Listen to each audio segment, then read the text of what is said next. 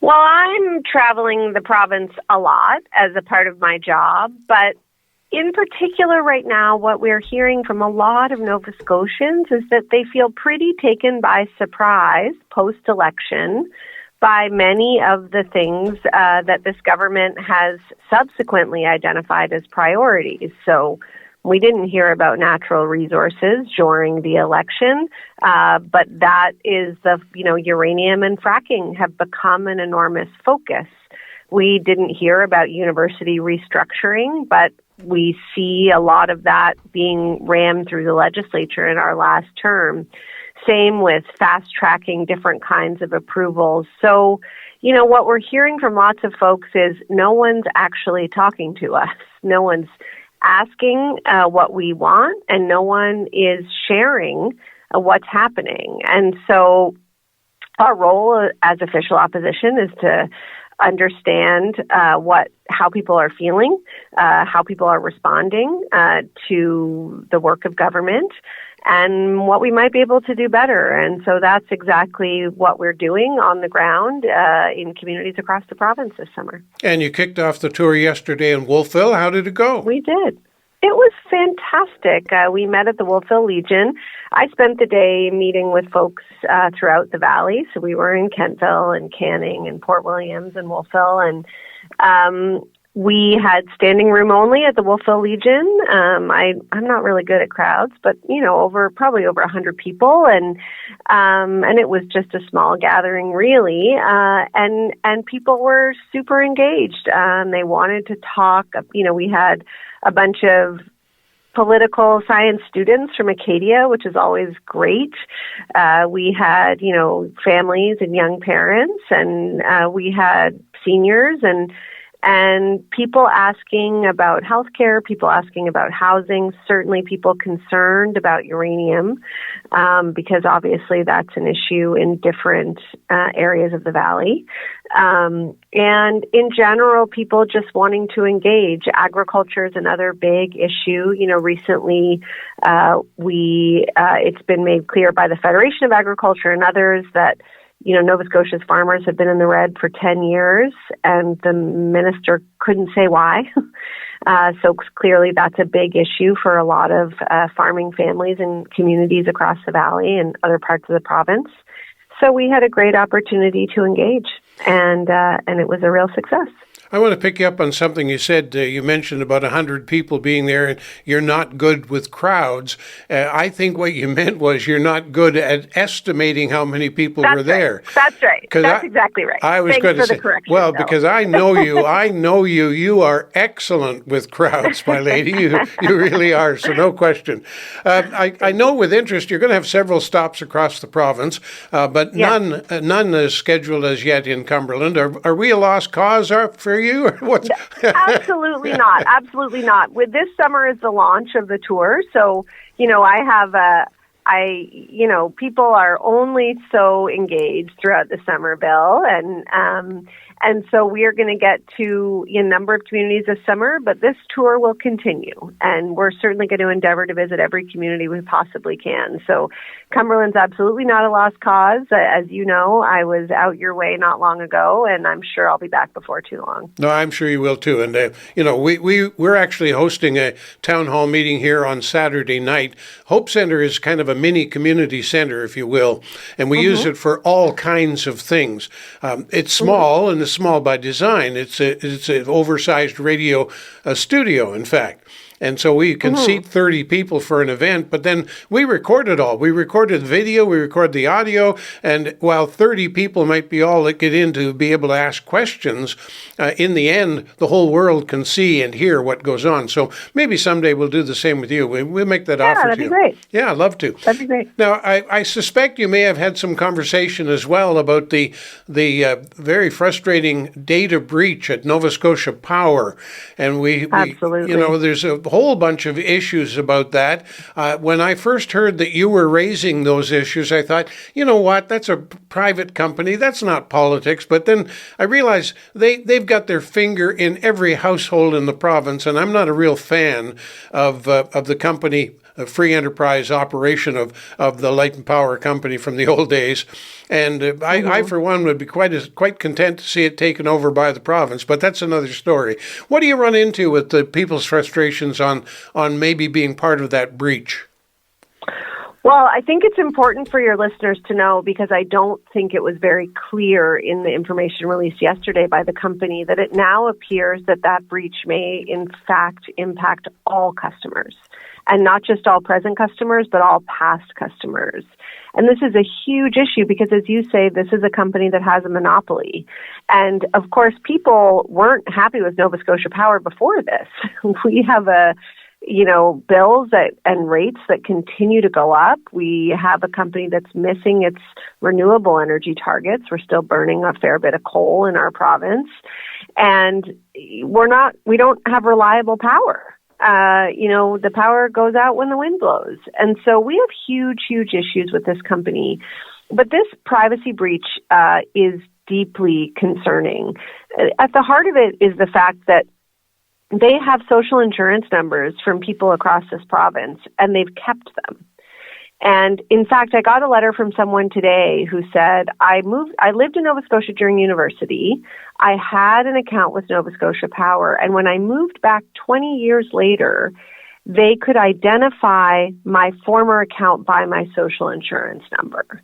Now, in the era we are in, where everyone is vulnerable to that kind of hacking, that is simply unacceptable, and they can't answer the question why they had that. So all Nova Scotians are now eligible for 5 years of credit monitoring from TransUnion, free. I recommend that everyone take an opportunity and sign up for that. And if people don't know how to do that on the computer, they can call the company and they will assist. But this raises huge questions. One is, how are our privacy issues protected? And it turns out not very well by legislation, Bill. So right now, if citizens wanted to take legal action against a company, we don't really have legislation that enables that. So we think that needs to change. And we do need to review the ownership structure of Nova Scotia Power.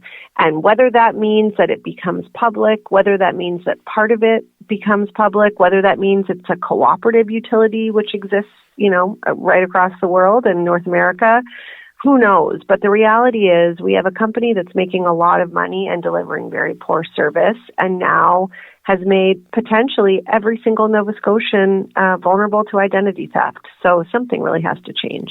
Well, as I said, I for one would love to see it go back into public hands, the public ownership, if you will, because I think that something as important as power for heat, for cooking, for everything we use it for, is just wrong that somebody is profiteering with it, and especially the arrangement that they have, where they have a guaranteed profit for their shareholders. Right. I mean, there's no guarantee in business anywhere except with Nova Scotia Power, and that's wrong. That's right. Now, in a press release, I think yesterday or the last couple of days, you mentioned about the fact that about this business about ownership of Nova Scotia Power and the way it's structured. In fact, your press release said this fall you will make a move to protect Nova Scotians by tabling legislation. So you've been thinking about this for a longer period than you might have hinted with your most recent comment. Are you looking at talking about taking it back under public control? Well, we introduced a bill, I think for the first time in 2018, actually, Bill, not to take it under public control, but to say we need to study the ownership structure. Because when Nova Scotia Power was privatized by the Tories in the 90s, they actually didn't do any research, and it's widely seen right now that they got a really bad deal for Nova Scotians. So we can't do that again. Whatever changes may happen with this company in the future, we have to work from a place of really understanding all of the risks and benefits and possibilities. But this is a company that is not delivering for Nova Scotians and that has a monopoly on an essential service. So something needs to change, and we will reintroduce that legislation to say it is time for a long, hard look at how we supply power to Nova Scotians. No, I realize you know this full well, but they have a unique kind of contract, if you will, to run this operation and take the profits that they take, unfortunately. It's cast in stone, you might say, in legislation and so on. So any legislation you produce is going to be extremely disruptive. I say, I cheer you on. I say more power to you. But you realize, of course, that you're going to be inviting the breaking a contract, if you will, and really being disruptive. I think it's worth the doing. But I just want to make sure you know exactly what you're doing here. Well, I'm not sure about that, Bill. So our legislation, again, is to study the issue. We are not recommending breaking a contract. In fact, when utilities that go through this process of changing ownership structure are generally bought out. So it would be a purchase. It would have to be an agreement between the company. But again, that is not what we are proposing. What we are saying is that we have a utility that isn't working for us. And the interventions that the Houston government has made in the last 5 years have not helped. And if anything, they've made it worse. So they capped the rates, but because of the structure of Nova Scotia Power, that ended up causing them to take on more debt. And when they took on more debt, their credit rating tanked. And when their credit rating tanked, guess who had to lend the money? We did. So it hasn't made things better, it's made things worse. And so these piecemeal attempts to fix things, at least in the way that this government has been doing them, have not produced better results for Nova Scotians, and we need to understand what could. So nothing that we would introduce would be disruptive or challenge the legality of any statutes. It would be to say government needs to take dedicated resources in a finite period of time and tell Nova Scotians how we can make sure that they can get power that is affordable, reliable, green, and where their data won't be compromised. I second that motion. I really do. Now, I never seem to have enough time to talk with you and get all the topics in. I wanted to talk about the question of environmental racism and a long-awaited report on that was released already, but it hasn't really come out into the public. And your opposition critic, Susie Hansen, is demanding that the Premier open it up and say, what's in this thing? What do you fear might be there? Well, I think it's imperative that we see it, Bill, because Susie, in fact, introduced the amendment in 2021 that led to the formation of this panel.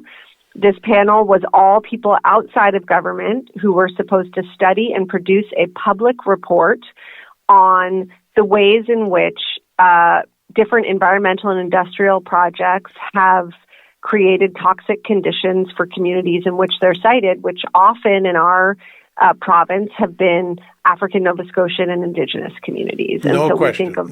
We think of the tar ponds in Sydney. We think of Boat Harbor. We think of Africville and the dump there. This is an undisputable legacy in our province. But why did it happen? And what are we going to do about it? And how can we stop it from happening again? Those are the questions that we took time and money and expertise to study and produce a report on. And now this government refuses to release it, which in and of itself is a problem. But it's a much bigger problem because we're streamlining industrial approvals. We're steamrolling forward with natural resource projects that the public may or may not be on side with. And when we do that, we risk repeating the mistakes of the past unless we have identified what they are and how to avoid them. And so it's really suspicious, frankly, that they won't release this report because it doesn't show any commitment to doing things better as we go forward. Well, let's face it, environmental racism, that's a harsh term, but it's a fact. And Nova Scotia, This is not a proud time for Nova Scotia to look at themselves and say, look at what we've done over the years. And I think we all have to bow our heads in shame on this one. And to try and, I'm not suggesting the government is sweeping it under the carpet, but to ignore it is wrong. We need to face it. We need to, extend our apologies and ensure that steps are taken that it never, ever happens again. We are all one, not just in Nova Scotia, but in the world. We really are. Agree. So you second my motion then? I do. As always, a real treat to chat with you. Where are you going on your next stop on the tour? Oh, it's a good question. I don't have my calendar in front of me, but I'm pretty sure we're going to be in Bridgewater. We'll be in the South Shore. We'll be in Hants County. We'll be back in Cape Breton in August, and a few places in between, Antigonish. So we'll make sure to let folks know. And of course, I'm going to be on you, like making sure that Cumberland ends up on the stop somewhere, because we've got some certain issues to talk about. And No doubt. I've always found you to be you're easy to talk with, which is kind of different, and that's good. And of course, at the same time, very provocative. So I enjoy our conversations. Me too, Bill. Thanks so much.